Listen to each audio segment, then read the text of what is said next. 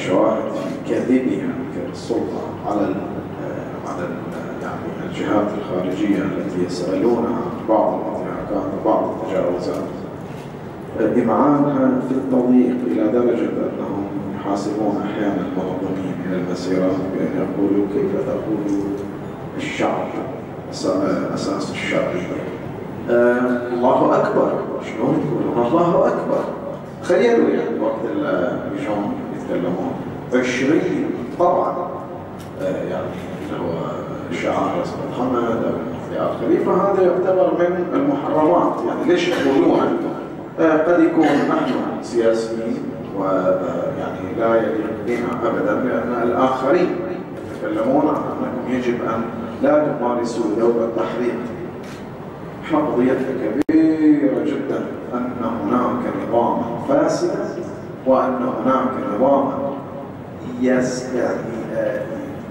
يطغى على حق شعبه. هذا أركز عليه، أما يعني اللي يصرخ للصرخة واللي بينادي ذاك النداء واللي هذا حق، لأن احنا بالنسبة إلينا يعني يجب أن نتحرك فيما يمكن أن ننتزع فيه حقا ملموسا. وقفت قدامكم الأخت فضيلة وكانت هي أول معتقلة، وكأنها تقول أنه تم الإفراج عن هذا الحكم ب4 سنوات وتخفيف الحكم بسنة ونصف، بعد ذلك تم الإفراج عنه، ولكن لا زالت هناك معتقلة موجودة اليوم ونحن موجودون هنا، وهي زهراء الشيخ، وقضيتها وصلت إلى جنيف، والجنيف يسألون ليش معتقلة؟ ولا معتقلة لأنها متهمة بأنها اعتدت على شرطي لأنها حضرت اعتصاما سلميا.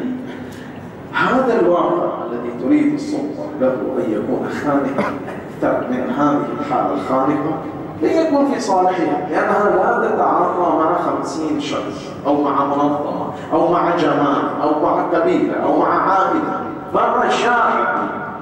والشعب في كل يوم نجده يعي حقه أكثر فأكثر. صدقوني في التسعينات ليس من السهل أن تأتي بهذا الجمع وتتحدث في مسائل قانونية. هذه شيء واحد عجب القانون الأول. الآن أصبح الناس إذا رفعوا التلفون يناقشون، والمفروض ما يسوون في شيء لأن القانون ما يسمح له. يعني هكذا أصبح الناس واعون بما هم فيه، وهذا من سوء حظ السلطة. وما يمكن بس عدم ثقة الناس في السلطة ووعي الناس عبر جنوحها للافتئات يعني جنوحها للإمعان في الظلم أكثر. ما يؤلم من الصعب جدا يعني أن واحد يقول لي أصعب موقف بحياته واجب، خصوصا في البحرين، مو بس واحد موقف صعب، مو في سويسرا يصير واحد في عمرك كله موقف كلش صعب، البحرين كل دقيقة موقف صعب. أكثر شيء خلاني أتقزز أن طلبوا من أحد الأطباء أن يأكل ورازة. هذا مو بالليل يعني تعذيب. جربنا في الثمانينات، وشيخ محمد حبيب طبعا أنا رأيته على بدني منذ الاعتقال الأول، رأيته على بدنه آثار التعذيب بالكهرباء، وخرجت من عنده وذهبت إلى وزير الداخلية. حينها كنت نائبا. ذهبت إلى وزير الداخلية قلت له أن الجماعة يعذبون، يعني أنتم لا تعتمدون على ما يقال وهذه ربما ادعاءات وما إلى ذلك. قلت له يا أبو عبد الله رأيتها بعيني. رفع ثوبه ووجدت الآثار حتى بالقرب من عانته وفي فخذه وفي خاصرته بعيني، ما في ادعاء ولا في كذا.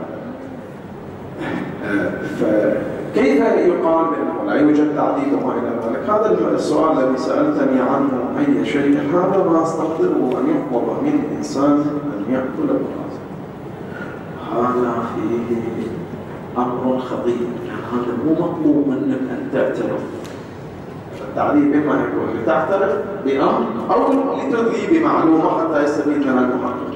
هذا فيه إذلال وإهانة، هذا من أشد أنواع الانتهاك للمسائل.